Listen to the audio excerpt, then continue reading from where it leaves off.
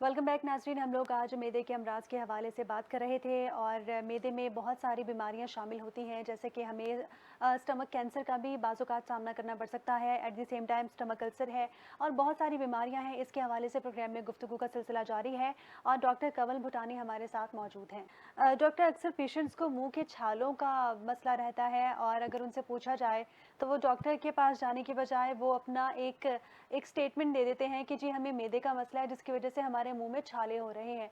अब क्या ये मैदे से लिंक्ड है या फिर किसी और वजह से मुंह के छाले होते हैं? देखिए, मुँह के छाले जो है ना वो मैदे की वजह से भी हो सकते हैं, लेकिन मुँह के छालों की एक बहुत बड़ी जो है ना वो एक लिस्ट है जो उसकी वजह हो सकती है, जिसमें बहुत सारी डिज़ीज़ेज़ शामिल हैं। सीलिएक डिज़ीज़ शामिल है, ऑटोइम्यून हेपेटाइटिस शामिल है और क्रोन्स डिज़ीज़, ऐसी बहुत सारी बीमारियाँ होती हैं जिनमें मुँह के छाले जो है ना वो होते हैं। तो ऐसा नहीं है कि सिर्फ़ मुँह के छाले जो हैं वो अच्छा, आपने मेडिकल। डॉक्टर जितने भी मेडिकल टर्म्स का ज़िक्र किया, मैं चाहूँगी नाज़रीन के लिए उर्दू में इसको इलैबोरेट कर दें। जी, बिल्कुल, सीलिएक डिज़ीज़ जो होती है वो बेसिकली आम तौर पर उसको कहा जाता है कि गंदम से एलर्जी। सही। गंदम से एलर्जी वाली बीमारी और क्रोन्स डिज़ीज़ जो है वो बड़ी आँत में सोज़िश करवाती है, ठीक है? और ऑटोइम्यून हेपेटाइटिस ये खुद मुदाफ़ती बीमारी होती है जो कि जिगर पर जाकर सोज़िश पैदा करती है। ठीक, ठीक। तो मैदे का मसला भी मुँह के छालों का सबब बन सकता है? बिल्कुल बन सकता है, मैंने आपसे पहले ही अर्ज़ किया कि ये भी हो सकता है, लेकिन ये बाकी चीज़ें भी हो सकती हैं, इसलिए जो है ना मैदे की वो जो मुँह के अल्सर हैं उसको अपने घर पर ट्रीट ना करें, उसको आकर किसी जो है ना डॉक्टर को दिखाएँ, रुजू करें डॉक्टर से। अच्छा, ठीक है। लोग क्योंकि अक्सर सेल्फ मेडिकेशन की तरफ जाते हैं। अच्छा I would doctor, never recommend self medication. ठीक है, ठीक है। क्या मैदे के मसाइल तनाव और ज़हनी दबाव के नतीजे में भी बिगड़ सकते हैं? इसका क्या साइंसी बुनियाद है? हाइपरटेंशन या स्ट्रेस जब हम लोग ज़्यादा लेते हैं, क्या वो मैदे के मसाइल को मज़ीद बढ़ा सकता है? इस पर हमने अभी तफ़सीली बात की है कि बिल्कुल ऐसा हो सकता है, स्ट्रेस जो है ना वो ultimately is connected to the stomach issues. Stomach, ठीक। तो जो है ना वो बिल्कुल है, इसकी साइंसी जो है ना तहरीर मौजूद है। ठीक। डॉक्टर, जो स्टमक पेशेंट्स हैं, मैदे के मसाइल का इलाज करने के लिए कौन से घरेलू इलाज या तिब्बी तरीके के मदद से हम लोग घर में ही इसको कम कर सकते हैं?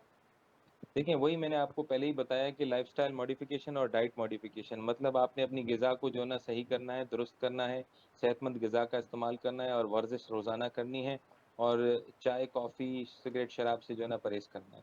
ठीक, ठीक, बिल्कुल। डॉक्टर, जब हमें स्टमक इश्यूज़ होते हैं, इनिशियली हमारा स्टमक हमें सिग्नल दे रहा होता है हमारे माइंड को कि जी ये इश्यू है, समथिंग इज़ फिशी। बिल्कुल। सो कब मैदे के मसाइल को संजीदा समझना चाहिए और ऐसा कौन-सा पॉइंट है कि हमें डॉक्टर को मस्ट विज़िट करना चाहिए?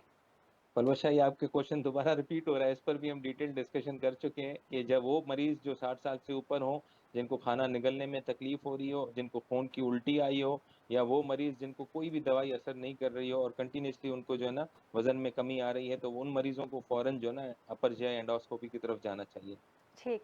डॉक्टर, मेरे क्वेश्चंस रिपीट होते रहेंगे क्योंकि as we have to cover the time period, so मैं अपने क्वेश्चंस को मज़ीद इलैबोरेट करने के लिए आपसे रिपीट कर जी, रही जी। हूँ। जी, खैर, जी। मैदे की सेहत के लिए मुतवाज़िन ग़ज़ा और ज़िंदगी के सेहतमंद आदात क्या हैं? ऐसी कौन-सी तब्दीलियाँ हैं जो हम अपनी रोज़मर्रा की लाइफ़ में कर सकते हैं, अपने हेल्दी लाइफ़स्टाइल को हुँ। फ़ॉलो करते हुए और अपने स्टमक को देखते हुए? अच्छा, इसमें जो है मोस्ट कॉमन है वो कि आपकी आपकी डाइट को देखना है कि किस चीज़ से आपको जो है ना ज़्यादा तकलीफ़ हो रही है, उस चीज़ को आपने बिल्कुल ही बंद कर देना है, हुँ, ठीक है? मिर्च मसाले का इस्तेमाल बहुत ही कम करना है, ठीक है? ठीक है, चाय का इस्तेमाल कम करना है, वो ये मैं उनके लिए बात कर रहा हूँ जिनको ये मसले दरपेश हैं। ठीक है। अच्छा, वज़न अपना कम रखना है, अगर बहुत ज़्यादा वज़न है तो उसकी वजह से भी ये सारी चीज़ें होती हैं क्योंकि जब प्रेशर पड़ता है तो ये दोबारा जो एसिड होता है ये ऊपर जाता है ग़िज़ा की नाली में और ये फिर सारे आगे दूसरे मसाइल करवाता है। ठीक है? तो ये सारी चीज़ों का ख़्याल रखना है और जो भी नशावर चीज़ है, उनसे जो है ना दूर रहना है। ठीक, ठीक। डॉक्टर, जो पेशेंट्स डायबिटिक होते हैं या ऑलरेडी किसी और कैंसर में मुब्तला होते हैं, खुदा ना ख़ास्ता, क्या उनको मैदे के मसाइल बहुत जल्दी इफ़ेक्ट कर सकते हैं? और अगर कर सकते हैं तो उस सूरत में क्या करना चाहिए? देखें, डायबिटीज़ जो है कि ये बहुत ही वास्ट टॉपिक है, ठीक है? हुँ, ये जो मैदे के मसले अलामतें मैंने बताई हैं, ये डायबिटीज़ में एक अलग तरीके से जो है ना ये प्रेज़ेंट करती हैं, जिसको हम डायबिटिक गैस्ट्रोपैरेसिस कहते हैं। ठीक, मतलब कि जो मैदे की मूवमेंट है, जो मैदे की हरकत है, वो डायबिटीज़ उसको कम कर देती है, तब हम उसको कहते हैं डायबिटिक गैस्ट्रोपैरेसिस। तो उसमें भी यही मसले-मसाइल होते हैं कि आप जब खाना खाते हैं, तो ऐसा लगेगा कि खाना आपका इधर ही रुका हुआ है मैदे में, नीचे नहीं जा रहा है। और आपको उल्टी मतली जैसा महसूस होगा। तो बिल्कुल diabetes is strongly associated with stomach issues. दूसरी आपने बात की कैंसर्स की। जी। बिल्कुल सर्टेन कैंसर्स ऐसे हैं जिनकी मेटास्टैटिक जो जो फैलकर मैदे की तरफ आते हैं, तो वो हुँ। जब मैदे की तरफ फैलकर आएँगे तो ऑब्वियसली वो सारी जो है ना अलामतें पेशेंट में आएँगी, वज़न भी कम होगा, मैदे में जलन होगी, मैदे में दर्द होगा, उल्टी भी होगी, मतली भी होगी, तो डेफ़िनेटली ये these are connected with stomach issues. Alright, alright. Doctor, मैदे के मसाइल की सूरत में जब हम सेल्फ मेडिकेशन करते हैं तो उसके साइड इफ़ेक्ट्स क्या हो सकते हैं? देखिए, कोई भी दवाई लेट्स सपोज़ इवन पैराडॉल भी अगर आप खाएँ तो उसके भी साइड इफ़ेक्ट्स तो डॉक्यूमेंटेड हैं बिल्कुल, ठीक है? वो भी हो ठीक। सकते हैं। इवन 2-4 पैराडॉल से भी आपका जिगर फ़ेल हो सकता है, ठीक है?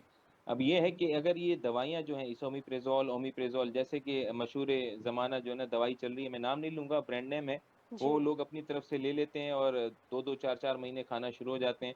इस तरह नहीं करना चाहिए। इन दवाइयों का जो है ना कंटीन्यूअस जो यूज़ होता है, वो काफ़ी सारी बॉडी में जो है ना दूसरी पेचीदगियों को जन्म दे सकता है, जिसमें मौजूद है कि हड्डियों का भुरभुरा हो जाना, ठीक है? कुछ नमकियात का जिस्म में कम हो जाना, ठीक है? सही। या अगर वो जो मैदे का एसिड जो है, वो इस कदर कम हो जाएगा कि फिर उसके जो रिलेटेड जो मसले-मसाइल हैं, वो शुरू हो जाएँगे। तो इसलिए जो है ना अपनी तरफ से कोई भी दवाई ना लें, ठीक है, सेल्फ मेडिकेशन को जितना हो सके अवॉइड करना चाहिए। अवॉइड करें। बिल्कुल, ठीक। बिल्कुल। मैदे के मसाइल की रोकथाम के लिए कौन-सी तर्ज़ ज़िंदगी की तब्दीलियाँ की जा सकती हैं? यानी कि जो लोग माशाल्लाह से हेल्दी स्टमक के साथ लाइफ़स्टाइल गुज़ार रहे हैं, ज़िंदगी गुज़ार रहे हैं, वो ऐसे कौन से स्टेप्स को फ़ॉलो कर सकते हैं कि आगे जाके इसको प्रिवेंट कर सकें, मैदे के मसाइल से बच सकें? Again I would say only one word for that आपकी ज़िंदगी में, आपकी डेली लाइफ़ में डिसिप्लिन का होना बहुत ज़रूरी है। हुँ। आपको पता होना चाहिए कि कौन-सी चीज़ आपको खानी है, कौन-सी चीज़ नहीं खानी है। फिर वो किसी भी मिकदार में, किसी भी क्वालिटी में, क्वांटिटी में आपके सामने हो, लेकिन आपका जो डिसिप्लिन होगा वो आपको रोकेगा कि नहीं, मुझे ये इतना ही खाना है और मैं ये इतना ही खाऊँगा चाहे कुछ भी हो जाए। तो डिसिप्लिन इज़ द की। ठीक, discipline is the key, okay. Right. Doctor, मैदे का मसाइल जो है ये बहुत एक वास्ट टॉपिक है, लेकिन इस पे अवेयरनेस उस तरह नहीं दी जाती जिस तरह होनी चाहिए। काफ़ी लोगों को पता ही नहीं होता कि उनके साथ जो अलामात हैं ये मैदे के मसाइल से जुड़ी हुई हैं। आप क्या समझते हैं कि सेल्फ अवेयरनेस किस तरह हो सकती है? अगर सेल्फ अवेयरनेस को हट के पब्लिक अवेयरनेस की बात की जाए तो किस तरह हम दे सकते हैं लोगों को? देखें, पब्लिक अवेयरनेस के लिए हम तो हर वक़्त तैयार हैं, सही है? जी। लेकिन इसमें जो है ना मीडिया का एक बहुत ही इम्पोर्टेंट रोल है क्योंकि मीडिया हर किसी की पहुँच में है, हर कोई देखता है टेलीविज़न, फ़ेसबुक, इंस्टाग्राम। तो हम जी। अपने हिसाब से तो पूरी कोशिश करते हैं कि हर जगह जो है ना हम आगाही दें कि मैदे के जो मसले हैं, इससे क्या हो सकता है, क्या नहीं हो सकता, क्या दवाइयाँ हैं, क्या तशख़ीसी मुआयने करवाने चाहिए। तो इसमें जो है ना अभी भी हम जो कर रहे हैं ये पब्लिक अवेयरनेस के लिए ही कर रहे हैं। तो मैं बिल्कुल। आपके तवज्जुह से सबको ये बोलना चाहूँगा कि अगर आप किसी ऐसे मसले से दो-चार हैं तो आएँ, अपने आप का इलाज करवाएँ, अपने आप का जो है ना मुआयना करवाएँ ताकि आप एक बेहतर ज़िंदगी गुज़ार सकें आगे। ठीक।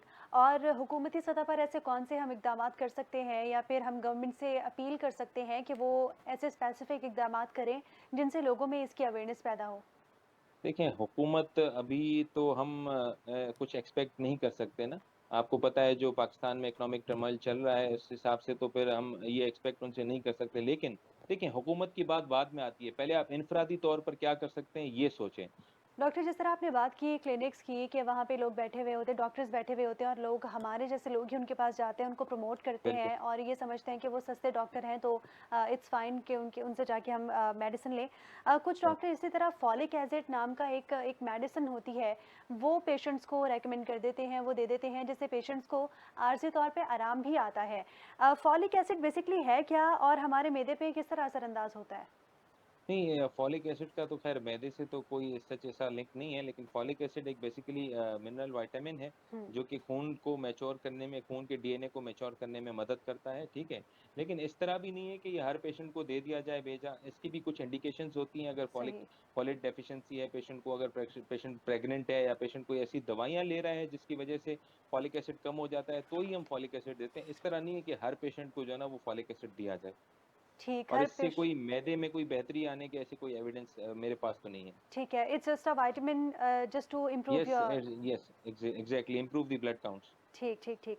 डॉक्टर, प्रेगनेंसी के हवाले से अगर बात करें तो प्रेग्नेंट ख़वातीन को अगर कोई मैदे का मसला होता है दरपेश, अगर उनको मैदे का अल्सर डायग्नोस होता है या फिर इसी तरह का कोई इश्यू होता है तो उससे बच्चे पे क्या असर पड़ता है? उससे बच्चे पे तो ख़ैर एज़ सच ऐसा कोई असर नहीं पड़ सकता, लेकिन ये है कि अगर पेशेंट जो है वो उसकी डेली लाइफ जो है ना एक्टिविटी वो बहुत डिस्टर्ब हो सकती है। इसमें मैदे का मसला बेसिकली ये होता है कि उसमें हार्मोन्स की वजह से जो है ना उल्टी और मतली और ये जो तेज़ाबियत है ये ज़्यादा बढ़ जाती है, जिसे हाइपरेमेसिस ग्रेविडम कहते हैं। जी। वो अगर कंटिन्यूअस ज़्यादा अरसे तक रहे तो क्या होता है कि पेशेंट डर के मारे खा नहीं पाता है। जब खा नहीं पाएगा तो बच्चे की नशो-नुमा सही नहीं होती, तो इनडायरेक्टली बच्चा अफ़ेक्ट होता है, लाज़मी होता है, लेकिन डायरेक्टली कोई ऐसी इफ़ेक्ट नहीं होता। ठीक। डॉक्टर, मैदे के मसाइल अगर एज ग्रुप की बात करें तो किस एज ग्रुप को सबसे ज़्यादा मुतासिर करते हैं? यंगस्टर्स आजकल जंक फूड का इंटेक बहुत ज़्यादा रखे हुए हैं, इसके साथ-साथ स्मोकिंग बहुत कॉमन हो चुकी है। हुँ। तो आपसे जानना चाहूँगी कि एज ग्रुप का इससे क्या ताल्लुक है? देखिए, आजकल जो तो हम पेशेंट देख रहे हैं, वो तो हर एज ग्रुप का पेशेंट आ रहा है। तो ये है कि कोई पर्टिकुलर एज ग्रुप नहीं है इसका ना, ठीक है, पर्टिकुलर कोई एज ग्रुप नहीं है। आजकल और नहीं है कोई ऐसा एज ग्रुप ना, हर एज ग्रुप का बंदा आ रहा है जो ना इसी तकलीफ के साथ। सही। और अगर स्लीप साइकिल को रखते हुए बात करूँ तो क्या हमारी स्लीप साइकिल भी इस पे असरअंदाज होती है?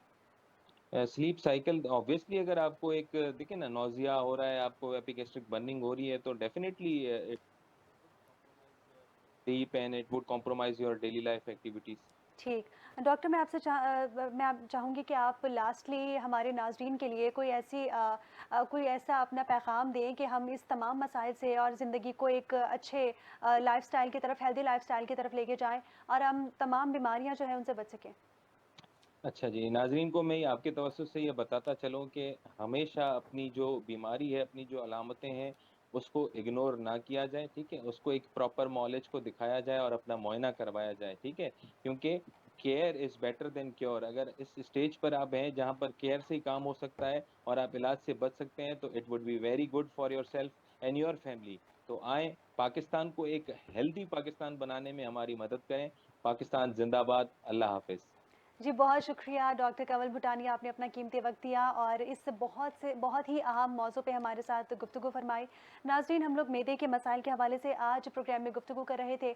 हमारी डेली लाइफ़स्टाइल में ऐसी बहुत सारी आदतें हैं, ऐसे बहुत सारे हम चीज़ों को फ़ॉलो कर रहे होते हैं जो हमारे मैदे को बहुत ज़्यादा मुतासिर करती हैं।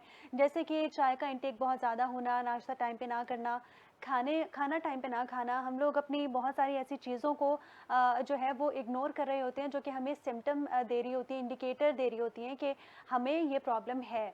अगर माइनर सा भी हमें अगर स्टमक में कोई प्रॉब्लम या तकलीफ़ फ़ील हो तो हमें चाहिए कि हम अपने डॉक्टर को विज़िट करें, उनको बताएँ अपनी प्रॉब्लम, वो जो भी टेस्ट रेकमेंड करें हमें वो टेस्ट कराने चाहिए, ताकि उससे एटलीस्ट डायग्नोज़ तो हो अगर हमारे मैदे में कोई प्रॉब्लम है।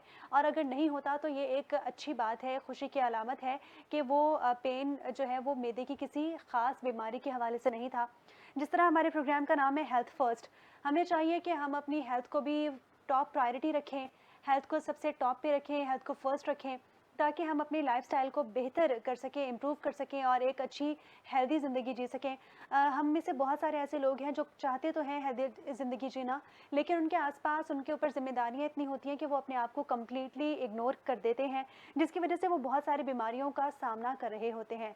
तो हमें चाहिए कि हम तमाम तर वक़्त में थोड़ा-सा वक़्त अपने लिए निकालें, उसमें हम कुछ हेल्दी एक्टिविटी कर सकते हैं, जैसे कि वॉक हो सकती है, उसमें हम मज़ीद कुछ एक्टिविटीज़ कर सकते हैं और हमें चाहिए कि हम अपनी डाइट को एक डाइटरी प्लान एक स्ट्रॉन्ग और हेल्दी बनाएँ, ताकि हम इन तमाम तर स्टमक और दीगर इश्यूज़ से बच सकें। नाज़रीन, प्रोग्राम का वक़्त ख़त्म हुआ, मुझे और मेरी पूरी टीम को इजाज़त दीजिए। अल्लाह हाफ़िज़।